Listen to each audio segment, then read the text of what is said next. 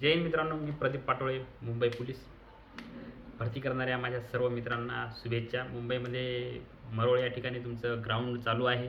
तिथे तुम्हाला झोपण्याची सोय वगैरे केलेली आहे मित्रांनो, राम मंदिर या ठिकाणी. तर तुम्ही ग्राउंडला येत असताना आता तुम्ही सध्या प्रॅक्टिस करत असाल. तुम्ही तुमचं ग्राउंड ज्या दिवशी आहे ना, त्या दिवसाच्या 5 दिवस अगोदर तुम्ही ग्राउंड तुम्ही बंद केलं पाहिजेत.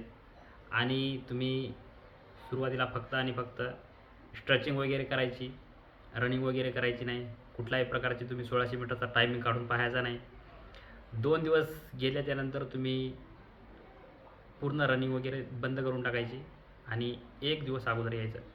मुंबईमध्ये 1 दिवस अगोदर काय माहिती आहे का मित्रांनो, तुम्ही दूर प्रवास करता त्यावेळेस तुम्हाला तुमचं शरीर पूर्णपणे प्रवासानं थकून जाते मित्रांनो. तुम्ही 1 दिवस अगोदर या, नातेवाईकाकडे थांबा. नातेवाईकाकडे थांबल्याच्यानंतर ज्या दिवशी तुमचं ग्राउंड आहे त्या दिवशी तुम्ही अगोदर आदल्या रात्री तुम्ही ग्राउंडवर असले पाहिजे. आणि ग्राउंडवर असल्याच्यानंतर तुम्ही त्यावेळेस तुम्ही कुठल्याही प्रकारचं तेलकट वगैरे काही खाऊ नका. आणि एकदम नॉर्मली डाळ, चपाती, भात अशा प्रकारचं तुम्ही जेवण करावं संध्याकाळी. आणि सोबत तुम्ही खजूर ठेवू शकता, काही ड्रायफ्रूट ठेवू शकता, बदाम, काजू, अजून खजूर वगैरे आणि ॲपल वगैरे, केळी वगैरे सोबत ठेवायची. पाणी मित्रांनो तुम्ही भरपूर पियाचं. कुठल्याही प्रकारची चिंता करायची नाही. ग्राउंड कसं होईल, ग्राउंडला किती मार्क पडतील, पास होईल का नाही, ही टेन्शन घ्यायचं नाही तुम्ही ग्राउंडच्या आदल्या दिवशी. मित्रांनो तुमची झोप महत्त्वपूर्ण आहे. तुमची झोप जर झाली ना, तुमचं शरीर तुम्हाला पूर्णपणे तुम्हाला ग्राउंडला साथ देणार. ग्राउंड तुम्ही जशा प्रकारची तुम्ही प्रॅक्टिस केलेली आहे तशाच प्रकारचं तुम्ही ग्राउंडवर पण धावायचं आहे.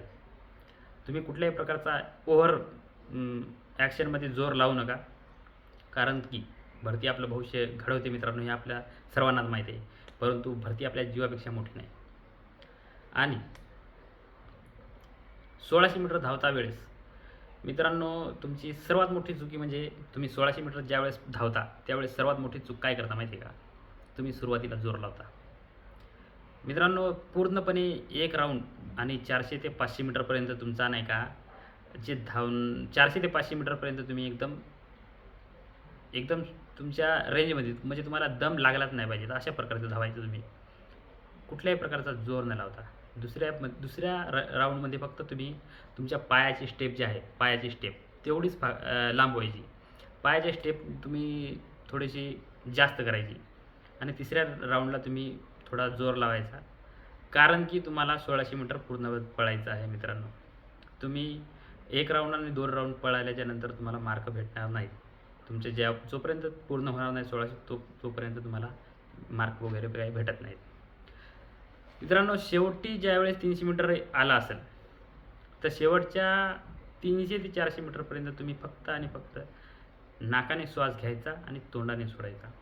तुम्हाला जर खूप जास्त दम लागला असेल तर तुम्ही शेवटच्या 100 ते 200 मीटरपर्यंत नाकाने आणि तोंडाने श्वास घेऊ शकता. परंतु तुम्ही अशा प्रकारचं ज्यावेळेस रनिंग करताल त्यावेळेस तुमचं 1600 मीटर एकदम योग्य पद्धतीमध्ये पास होईल मित्रांनो. बाकी अशाच प्रकारची माहिती तुम्हाला मी देत राहीन. त्यासाठी लाईक करा, सबस्क्राईब करा. धन्यवाद. जय हिंद.